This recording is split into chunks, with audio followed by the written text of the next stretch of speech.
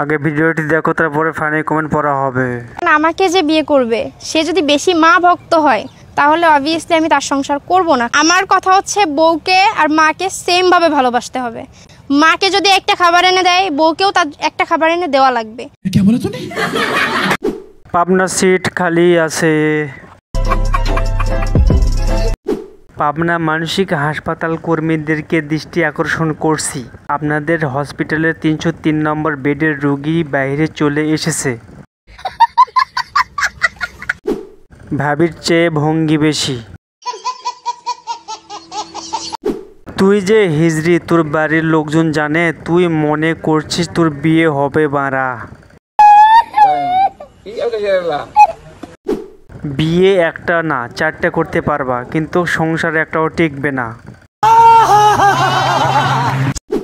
দোলো দিয়ে তোর জন্য প্রস্তুত জায়গা। সুটিয়ে লাল করে দেবো, নোংরামি বার করে দেবো।